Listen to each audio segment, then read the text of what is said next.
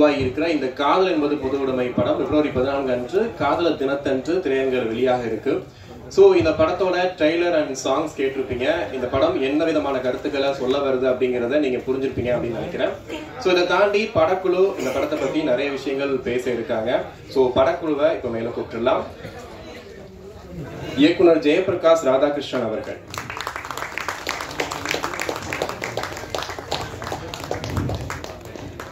இந்த படத்தின் இசையமைப்பாளர் கண்ணன் நாராயணன் அவர்கள்,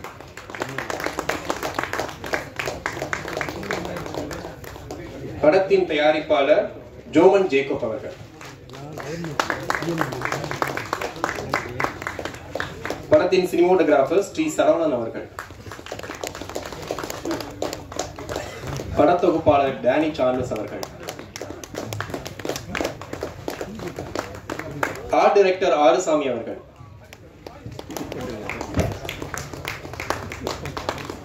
பாடலாசிரியர் உமாதேவி அவர்கள்,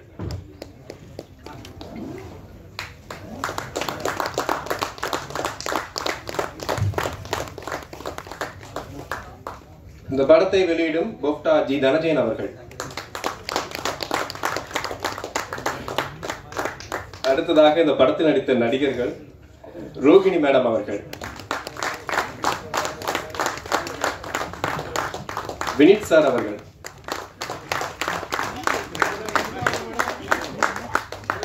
நடிகை லிஜோமோல் ஜோஸ், நடிகர் கலேஷ் அவர்கள், நடிகை அனுஷா அவர்கள், நடிகை சிந்து அவர்கள். அடுத்ததா இந்த படத்தை பத்தி சிறப்பிச்சு பேசிருக்கிறதா வந்திருக்கக்கூடிய சிறப்பு விருந்தினர்கள் பூ, பிச்சைக்காரன், சிவப்பு மஞ்சள் பச்சை போன்ற படங்களை இயக்கிய சசி அவர்கள்,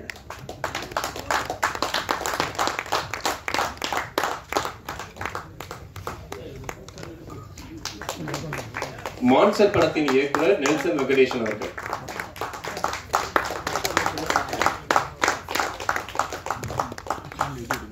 நடுவுல கொஞ்சம் பக்கத்தை காணும் படத்தை இயக்கிய பாலாஜி தரணிதரன் அவர்கள், நடிகர் மணிகண்டன் அவர்கள்,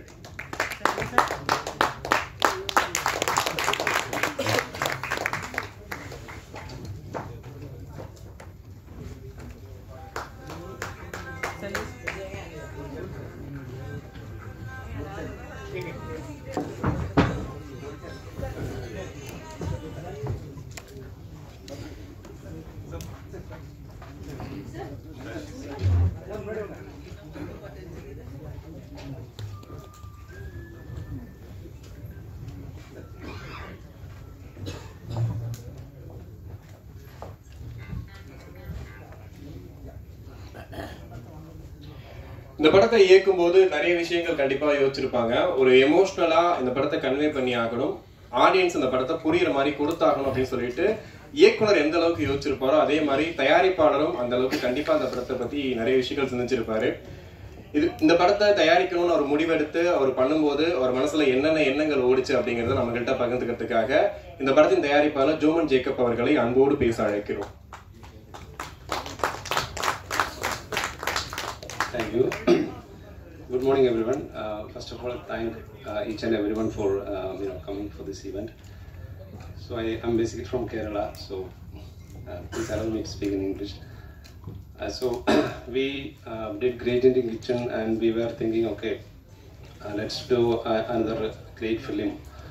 And Gia Baby said, so he knows JP and he has a great Tamil script in his hand, and then we thought, okay, why should we do a great Tamil film? And then we connected with JP and ourselves, Mankind Cinemas and Symmetry Cinemas. We started producing this film, and then we had Nitya joined us with Nith Films, and Anand also joined us as a co-producer. Then on from my production side, Nobin did a great job in executing the film along with Rajendran, and all the JP did a very great job with all his team, and all the artists, Rohini Madam, Vinith sir, Lijomol, Kalesh, Anusha, everyone did a great job. All the technicians, all the artists, all the people who supported in this film, all the supporting like studios, labs, everyone supported us. We had a great time in Goa in IFFI, so we got a great appreciation in that event, and we had a great time there. And then we were planning to release the film in theaters, so we waited some time to get a good distributor, but the wait was for all good. We got Dhananjayan sir as our distributor, so now we are sure that we are in safe hands, and like we hope that it's going to be a hit in theaters as well. So I once again thank the whole media, the press, all our technicians, all artists, all the other dignitaries, Manikandan sir, all the other important directors from Tamil industry. I thank you very much. Thank you. நன்றி sir, உங்கள் வார்த்தைகளுக்கு நன்றி. இந்த படத்தில் work பண்ண sound designer Ramachandran and executive producer Nobin Kurian அவர்களை மேடைக்கு அழைக்கிறோம். அடுத்ததா பேச இருக்கிறவரு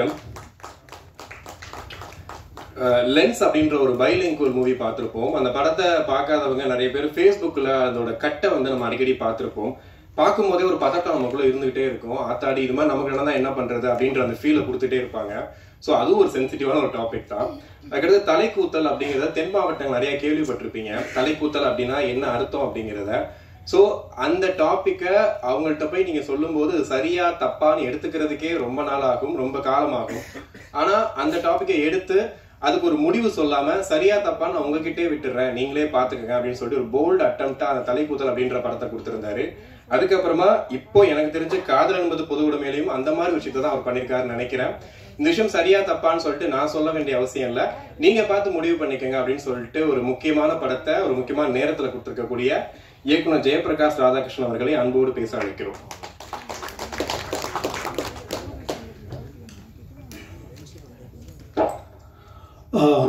எல்லாருக்கும் வணக்கங்க. ஃபர்ஸ்ட் ஆஃப் ஆல் இந்த காலை நேரத்தில் வந்ததுக்கு எல்லாருக்கும் நன்றி. எஸ்பெஷலி கெஸ்டாக வந்திருக்கிற டைரக்டர்ஸ் நெல்சன், அப்புறமா பாலாஜி தரணிதரன், மணிகண்டன் சார். ஏன்னா இந்த ஒரு படத்தை சப்போர்ட் பண்ண அவங்க வந்திருக்காங்கன்றது ஒரு பெரிய விஷயம். நான் முதல்ல அவங்களுக்கு நன்றி சொல்ல கடன்பட்டிருக்கேன். அண்ட் டெஃபினட்டாக படத்தை எடுத்தோம் ப்ரொடியூசர்ஸ் அதெல்லாம் நான் அதுக்கப்புறம் வரேன். முதல்ல இந்த படம் உருவான கதையை எவ்வளோ சுருக்கமாக சொல்ல முடியுமோ நான் சொல்கிறேன். லென்ஸ் அப்படின்ற படத்தை எடுத்து முடிச்சுட்டு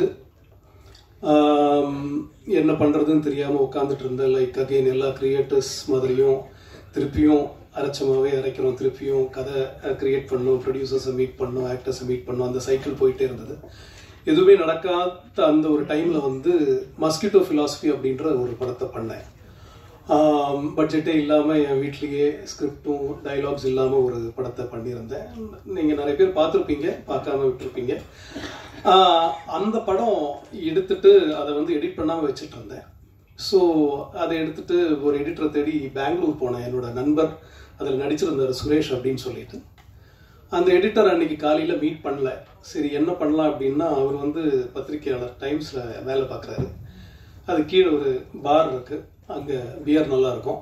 சரி டைம் ஸ்பெண்ட் பண்ணான்னு சொல்லிட்டு நானும் அங்கே போய் we were having a beer. அப்போது சரி என்ன பண்ணலாம் அப்படின்னு பேசிகிட்டு இருக்கும்போது அந்த டைமில் தான் இந்த ஒரு அடுத்து வேறு ஏதாவது பண்ணலாம், காசு இல்லை, ப்ரொடியூசர் இல்லைன்னும் போது அவர் சொன்னார், கன்னடா இண்டஸ்ட்ரியில் 17 lakhs வரைக்கும் கிராண்ட் கொடுக்குறாங்க.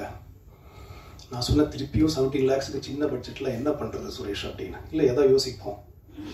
சரின்னு சொல்லி சர்வர்கிட்ட டிஷ்யூ பேப்பர் வாங்கி பென் வாங்கி இந்த ஒரு ஐடியாவை ஸ்கிரிபிள் பண்ணோம். மத்தியானம் போய் 1 line ஆர்டர் கிரியேட் பண்ணோம். அடுத்த நாள் பெங்களூர் ஒரு ஆக்ட்ரஸை பார்த்தோம். அண்ட் அதுக்கப்புறமா நான் சென்னை வந்துட்டு அந்த எடிட்டரை பார்க்கல, மஸ்கிட்டோ ஃபிலாசபி பற்றி மறந்துட்டேன், அது எடுத்து வச்சுருந்தேன், அவ்வளோதான். அப்புறம் இங்கே வந்து என்னோட கோ டைரக்டர் ரவி கிட்ட இந்த ஐடியா சொன்னேன். அவர் சொன்னார், இது தமிழ்லேயே நல்லா பண்ணலாமே, ஜேபி அப்படின்னாரு. சரி அப்படியா, சரின்னு சொல்லிட்டு அப்புறம் தான் அதோட ஸ்க்ரீன் பிளே நான் எழுதுறேன். இது இங்கே நின்றுடுச்சு, எழுதிட்டு முடிச்சுட்டேன், அதை அப்படியே வச்சுட்டேன். இந்த ஐடியா எனக்கு வந்து அங்கே ஏன் தோணிச்சு அப்படின்னு அப்புறம் யோசிச்சு பார்த்தேன். அதுக்கு ஒரு காரணம் இருக்கு. என்ன காரணம்னா, ஒரு முற்போக்குவாதியான ஒரு நண்பர் என்கிட்ட வந்து ஒரு மியூசிக் வீடியோ ஒன்று பண்ணோம் ஜேபி, ஒரு ஐடியா சொல்லுங்க அப்படின்னு சொன்னார். அந்த டைம் நான் என்ன பண்ணுறதுக்கு ரெடியாக இருந்தேன், because there is no work. அப்போ நான் அவருக்கு ஒரு ஐடியா சொன்னேன். ஒரு பட்டர்ஃப்ளைல, ஒரு கொக்கூன்ல இருந்து ஒரு பட்டர்ஃப்ளை வெளியே கஷ்டப்பட்டு வெளியே வந்து சிறகு முளைச்சு அது பறக்குது. அதே மாதிரி பேரலி கட் பண்ணி ஒரு பொண்ணு அழகான ஒரு டான்ஸை ப்ரெசென்ட் பண்ணுறா அவங்க அம்மாவுக்கு. இதை ரெண்டுத்தையும் கட் பண்ணி அவளோட செக்ஷுவாலிட்டியை அவள் வந்து அவங்க அம்மாவுக்கு சொல்கிறா. நான் வந்து என்னது அப்படின்ட்டு ஓப்பன் அவுட் பண்ணுறா அப்படின்ற கான்செப்ட் சொன்னேன். ரொம்ப நல்லா இருக்கு ஜேபி, பட் அது வேணுமா, கொஞ்சம் வேறு எதுனா சொல்லுங்களேன். ஏன் ஏன் ஏன் அப்படின்னு கேட்டேன். இல்லை அது வீட்டில் காட்ட முடியாது, கலீக்ஸ் கிட்ட எப்படி ஷேர் பண்ணுறது அப்படின்னாரு. ஸோ அது என் மனசுக்குள்ளே ரொம்ப ஆழமாக பதிஞ்சிருந்தது. ஏன் அப்படின்னு எனக்கு அப்போ வந்து இதை பற்றி எதுவுமே தெரியாது. ஸோ அந்த கொஸ்டின்ல இருந்து எழுதுனது தான் இந்த படம். ஸோ அதுக்கப்புறமா நான் அதை எழுத ஆரம்பித்தேன், ரிசர்ச் பண்ண ஆரம்பித்தேன். அந்த மாதிரி நிறைய மக்கள்கிட்ட பேசியிருக்கேன். பேசி அப்படி உருவாக்கின கதை தான் இது. ஸோ எழுதி வச்சுட்டு அதுக்கப்புறமா லென்ஸ் ரிலீஸ் ஆகுது. லென்ஸுக்கு அப்புறம் இது பண்ணலான்னு நினச்சேன். அண்ட் ப்ரொடியூசர்ஸும் வந்தாங்க. அண்ட் அந்த டைமில் வந்து ரேவதி மேம், பிரகாஷ் ராஜ் அவங்ககிட்டலாம் இந்த கதையை பற்றி பேசினேன். பார்வதி அவங்களும் கதையை படிச்சிருந்தாங்க. பட் ப்ரொடியூசர் பண்ணுறேன்னு சொல்லிட்டு கடைசி நேரத்தில் ஆஸ் யூஷுவல் நிறைய பேர்கிட்ட டிஸ்கஸ் பண்ணேன், இது பண்ண வேண்டாம், கமர்ஷியலாக எனக்கு பெரிய ஆசைலாம் கிடையாது, போட்ட பணம் எடுக்கிற மாதிரி ஒரு கதையை கொடுங்க அப்படின்னு கேட்டார். சார் அப்படி எனக்கு கதை பண்ண தெரியாதே சார், அப்படி போட்ட காசு எடுக்கிற மாதிரி எப்படி பண்ணுறது, பிஸ்னஸ் தான் பண்ணோம், படம் பண்ண முடியாதுல்ல அப்படின்னு சொன்னேன். அண்ட் அதுக்கப்புறம் அது அப்படியே நின்றுடுச்சுங்க. அப்புறம் மஸ்கிட்டோ ஃபிலாசபிக்கு எடிட் பண்ணாமல் அது அப்படியே இருந்தது.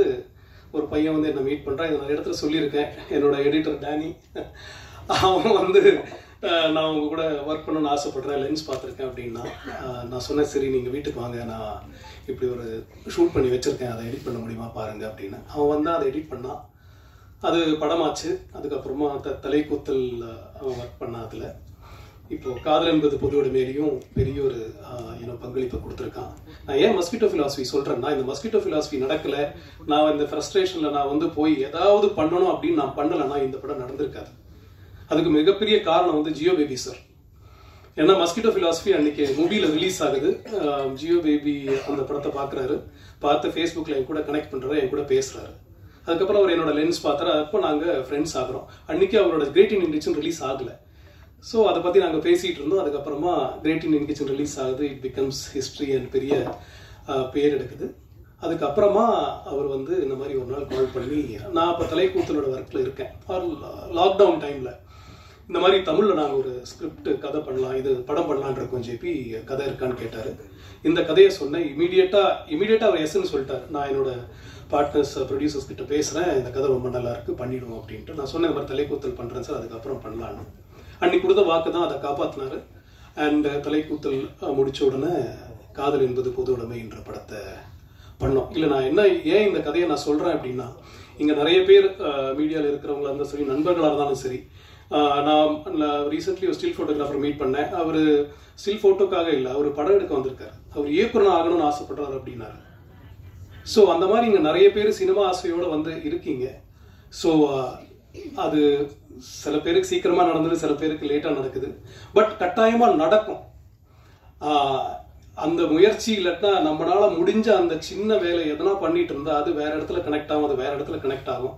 அப்படி கனெக்ட் ஆகி டெஃபினட்டா நீங்க நினைச்ச ஒரு விஷயம் நடக்கும், அதை சாதிக்க முடியும் அப்படின்னு நான் சொல்ல விரும்புறேன். இது ஒரு மோட்டிவேட்டிங் இதுவா நீங்க எடுத்துப்பீங்கன்னு நான் நினைக்கிறேன். ஸோ இனி செகண்ட் பார்ட்டுக்கு வரேன். படம் எப்படி உருவாச்சுன்ற விஷயத்த சொல்லிட்டேன். ஸோ அதுக்கப்புறமா ப்ரொடியூசர்ஸாக ஜோமன் தான் ஃபர்ஸ்ட் என்கிட்ட பேசினாரு. பேசின உடனே அவர் சொன்னார், ஜெபி ஒரு 1 crore நம்ம முடிக்கணும், நம்ம ட்ரை பண்ணலாம், I cannot give you the world, will try our best அப்படின்னு சொல்லி அதுக்கப்புறமா தான் வந்து ஜியோ பேபி கிட்ட பேசி டெஃபினட்டாக நான் ஒன்று மட்டும் சொல்லிட்டேன். இது வந்து அகெயின் ஒரு ஃபெஸ்டிவல் படமாக எடுத்து ஈஸியாக நம்ம வந்து ஃபெஸ்டிவல் எல்லாம் போகலாம், பாராட்டுகள் வாங்கலாம், அவர் வாங்காமல் போகலாம். பட் இது எப்படியாவது மக்கள்கிட்ட போய் சேர்க்கணும். ஒரு கமர்ஷியல் ஃபார்மேட் இல்லைனாலும் ஒரு ஜனரஞ்சகமா ஒரு படமா ஒரு என்டர்டெயின்மெண்ட் வேல்யூ இருக்கிற படமா கிரியேட் பண்ணோம். So we need actors, we need faces அப்படின்னு சொல்லி பேசும்போது தான் லிஜோ மோல் பற்றியும் ரோஹினி மேடம் பற்றியும் ஜியோ பேபி சார் சொன்ன உடனே எனக்கு அப்படியே ஸ்ட்ரைக் அடிச்சு பர்ஃபெக்ட் சார். ஐ மீன் இவ்வளோ நாள் வெயிட் பண்ணதுக்கு இதுதான் காரணம் போல இருக்கு, எல்லாமே கூடி வருது அப்படின்னு தோணுச்சு. அண்ட் சொன்ன மாதிரியே தான் எனக்கு அது டிலே ஆகலை. அவங்க கிட்ட சொன்ன உடனே கதையை படிச்சுட்டு அவங்க எஸ்ன்னு சொல்லிட்டாங்க. ரோஹினி மேமும் அதே மாதிரி தான். அண்ட் கலேஷ் வந்து முன்னாடியே நான் அவனை கேஸ்ட் பண்ண வேண்டியது, லென்ஸில் என்னோட கேரக்டர் பண்ண வேண்டியது தான் Kalesh. Is a theatre actor. And so அவங்ககிட்ட பேசினேன், அவரும் பண்ணுறேன்னு சொன்னால் லாஸ்ட்டு ஆஃபீஸ்லாம் போட்டு கேஸ்ட் பண்ண முடியாத கேரக்டர் வந்து வினித் சார் கேரக்டர் தான் இருந்தது. நான் தேடிக்கிட்டே இருந்தேன், எனக்கு யாரையுமே கிடைக்கல. அப்போ தான் என்னோட ஏடி பிரபு வந்து தெலுங்கு ஃபிலிம்லேருந்து ஒரு சீன் காமிச்சான், அதில் அப்பாவா நடிச்சிருந்தாரு. அது பார்த்த உடனே நான் சொன்னேன் எஸ் இவர் தான் அப்படின்னு சொல்லி. அண்ட் அவருக்கும் ஸ்கிரிப்ட் அமைச்சேன், அதுவும் ரொம்ப ஸ்மூத்தாக படித்த உடனே என்னை திருப்பி கூப்பிட்டு ரொம்ப நேரம் பேசினாரு, பண்ணுறேன் அப்படின்னு ஒத்துக்கிட்டாங்க. ஸோ அவங்களுக்கெல்லாம் ரொம்ப ரொம்ப நன்றி சொல்ல நான் இந்த டைமில் கடமைப்பட்டிருக்கேன். Thank you so much, thank you. And இது ப்ரொடக்ஷனாக வந்ததுக்கு அப்புறமா இது ஷூட் முடிக்கிறது அப்படின்றது சாதாரண விஷயம் கிடையாது, எல்லாருக்குமே தெரியும்.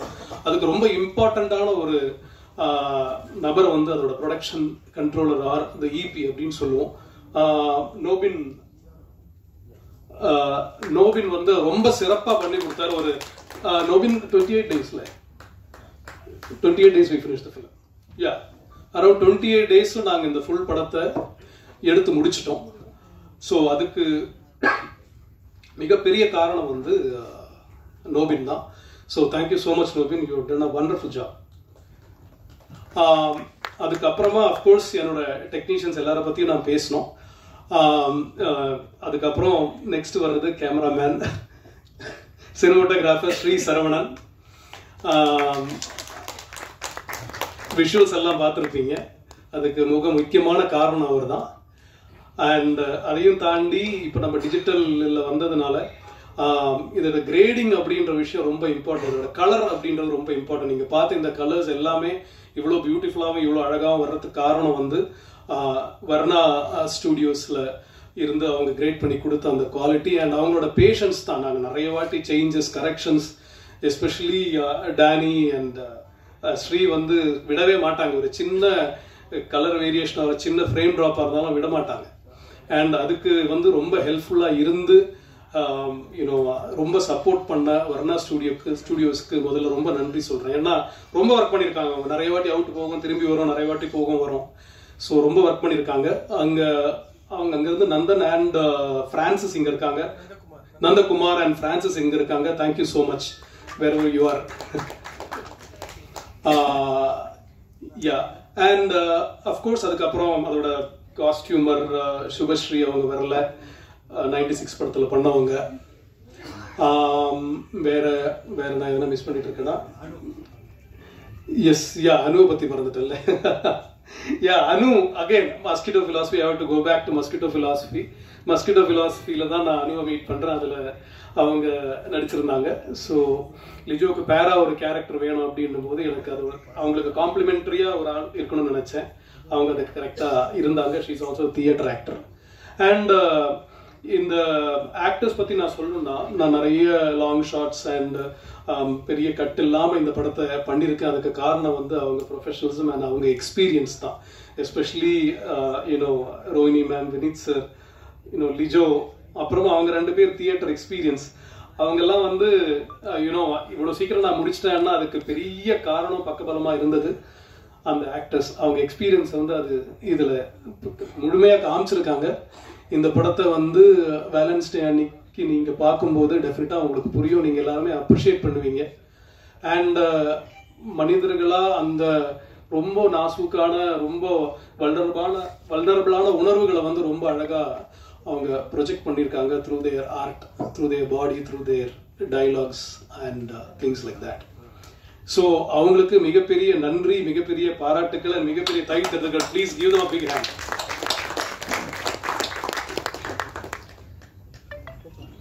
யா ஃபைனலி வந்து இந்த படத்தில் வந்து வீடு வந்து ரொம்ப முக்கியமான கேரக்டர். நீங்கள் பார்த்துருந்தீங்கன்னா நிறைய ஷார்ட் வீட்டில் இருந்திருக்கும். ஸோ ஆர்ட் டைரக்டர் கூப்பிட்டேன், இன்னைக்கு வரல அவர், maybe is busy working. Arusamy sir, அவர் வந்து நான் அவர்கிட்ட ஒன்று தான் சொன்னேன், இந்த மௌனராகம் படம் பார்த்தேன், எனக்கு அந்த படம் ரொம்ப பிடிக்கும், அந்த ஒரு ஃபீலில் எனக்கு நீங்கள் அமைச்சு கொடுங்க அப்படின்னு சொன்னேன். அது ரொம்ப நல்லாவே அவர் பண்ணி கொடுத்துருக்காரு. அண்ட் அப்புறமா வந்து நீங்கள் கேட்ட பாடல், நான் ஏன் அதுக்கு லாஸ்ட்டில் வரேன்னா அவங்கள பற்றி நிறைய பேசணும். அதனால கடன் நாராயணன் அப்படின்ற மியூசிக் டைரக்டர் தான் இந்த படத்தில் பேக்ரவுண்ட் ஸ்கோர் அண்ட் நீங்கள் கேட்ட 2 பாடலையும் கம்போஸ் பண்ணியிருக்காரு. அவர் வந்து எனக்கு அறிமுகமானது வந்து தலைக்கூத்தல்ல. எக்ஸ்கியூஸ் மீ சார், அங்கே என்ன பிரச்சனையா? பேசலாமா? தேங்க்யூ. ஸோ அவர் வந்து எனக்கு அறிமுகமானது வந்து தலைக்கூத்தல்ல பிரமாதமான பேக்ரவுண்ட் ஸ்கோரும் பாட்டு எனக்கு கொடுத்துருந்தாரு. அண்ட் இந்த படம் இதே மாதிரி ரொம்ப சின்ன பட்ஜெட்டில் இருக்குது கண்ணன் சார், நம்ம எப்படி பண்ணலாமா அப்படின்னு. அது என்ன பட்ஜெட் ஏது அதெல்லாம் ஒன்றுமே கேட்கல அவர், நம்ம பண்ணிடலாம் ஜேபி வாங்க அப்படின்னாரு. ஸோ அதுக்கு பெரிய நன்றி Kannan sir, thank you so much, thank you. அப்புறம் டெஃபினட்டாக அந்த பாடல் நான் உமா மேடம் கூப்பிட்டு அந்த படத்தை காமிச்சேன். ஃபர்ஸ்ட் கட் எடிட் கட் காமிச்சு, இது ஒரு ரொம்ப முக்கியமான பாட்டாக இருக்கணும். நம்ம இது வரைக்கும் தமிழ் சினிமாவில் 2 பெண்கள், மெயின் ஸ்ட்ரீம் சினிமாவில் சொல்கிறேன், 2 பெண்களோட காதலை வந்து நம்ம வந்து காமிச்சது இல்லை ஸ்க்ரீனில். இது ரொம்ப அழகாகவும் ரொம்ப கௌரவமாகவும் ரொம்ப பியூட்டிஃபுல்லாகவும் இருக்கணும், எழுதி கொடுங்க அப்படின்னு சொன்னேன். ஸோ அவங்களும் ரொம்ப சிறப்பாக எழுதி கொடுத்துருக்காங்க, தேங்க்யூ ஸோ மச். வேற யாரையும் மிஸ் பண்ணியிருக்கேன்? எஸ், இன்னொருத்தரை மிஸ் பண்ணேன் ஆக்சுவலி.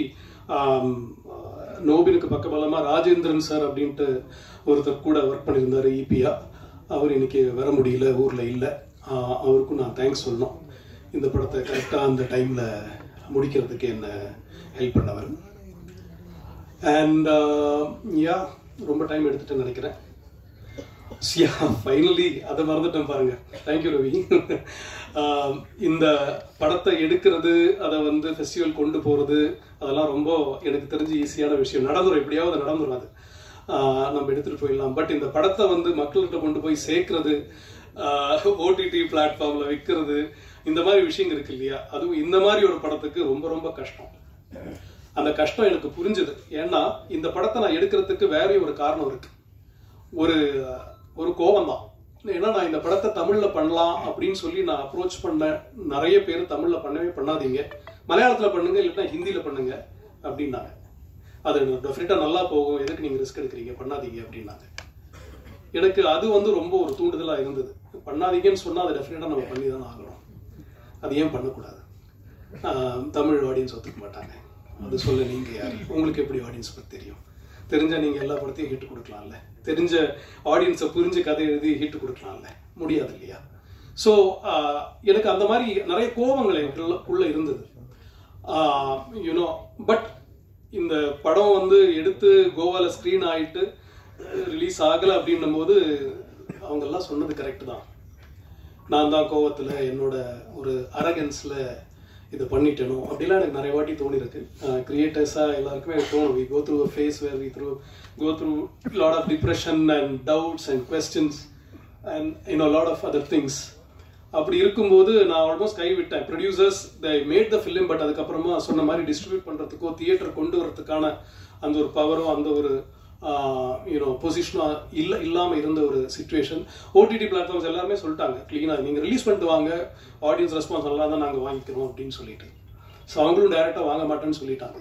என்ன பண்ணுறதே தெரியல. ஐ வாஸ் டோட்டலாக டவுனாக இருக்கிற டைமில் ஒரு ஏஞ்சல் மாதிரி எங்கேருந்தோ சொல்லுவோம்ல, நம்ம நம்பிக்கை வச்சுக்கிட்டு இருந்தால் அது நடக்கும் அப்படின்னு சொல்லுவாங்க இல்லையா, ஒரு ஏஞ்சல் மாதிரி சடன்லி ஒரு நாள் கலேஷ் கூப்பிட்றேன் என்ன. எல்லார்கிட்டையும் நாங்கள் படத்தை காமிக்கலாம் ட்ரை பண்ணியிருக்கோங்க.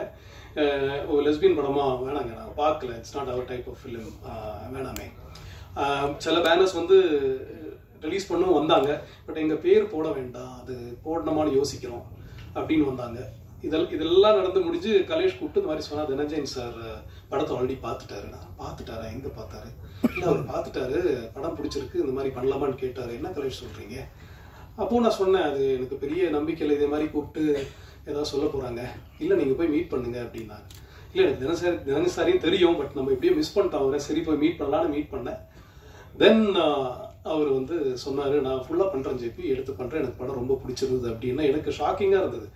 நான் கொஞ்சம் I didn't believe it initially, but then yes, அவர் சொன்ன மாதிரியே இமீடியட்டாக நான் ப்ரொடியூசர்ஸை கால் பண்ணேன், கனெக்ட் பண்ணேன், அக்ரிமெண்ட் முடிஞ்சது. அண்ட் சொன்ன மாதிரியே ரொம்ப சிறப்பாக இது வரைக்கும் பண்ணிகிட்ருக்காரு. ஆல்மோஸ்ட் படத்தை பற்றி நிறைய பேருக்கு தெரியும், ரீச் ஆகிருக்கு.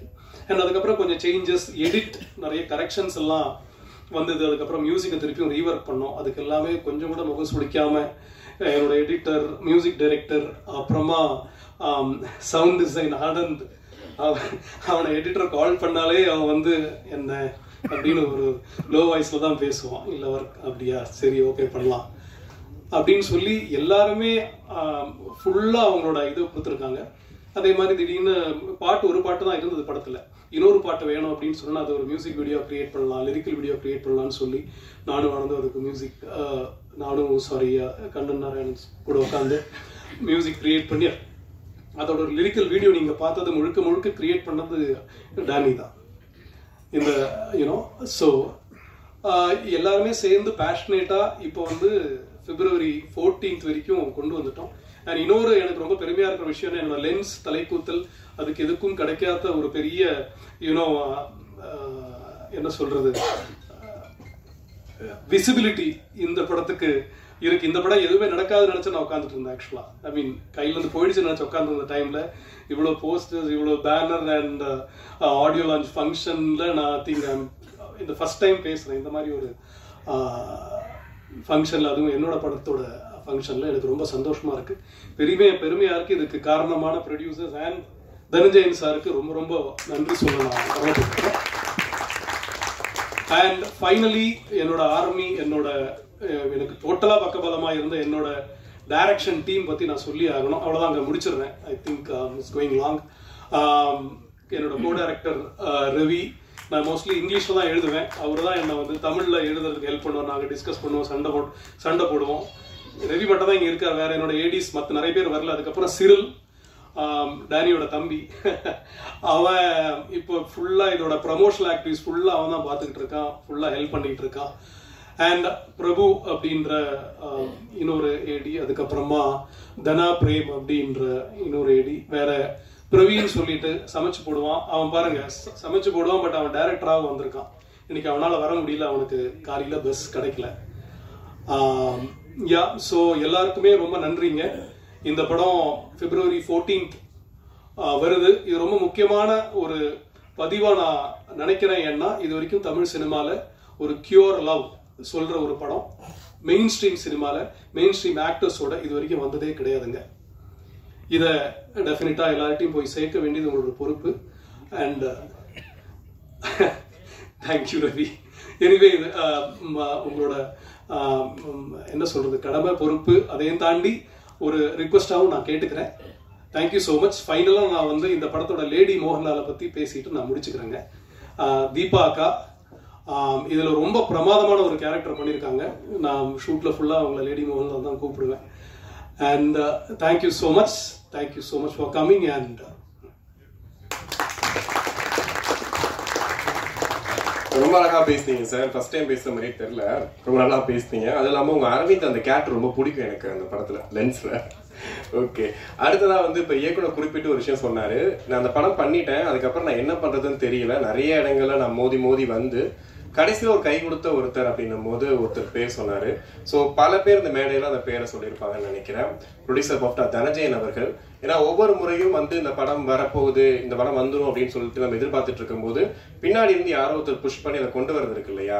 ஸோ தொடர்ந்து பண்ணிட்டே இருக்காரு. சினிமால எனக்கு தெரிஞ்சு அவர் ரொம்ப நார்மலா ரிலாக்ஸா இருந்து பார்த்ததுல எப்பவுமே ஏதாவது ஒர்க் பண்ணிட்டே தான் இருப்பாரு. ஸோ இப்போ கூட அந்த ஒர்க்கை பண்ணிட்டு தான் இருக்காரு. ஸோ ப்ரொடியூசர் பாப்டா தனஞ்சயன் அவர்களை அன்போடு பேச அழைக்கிறோம்.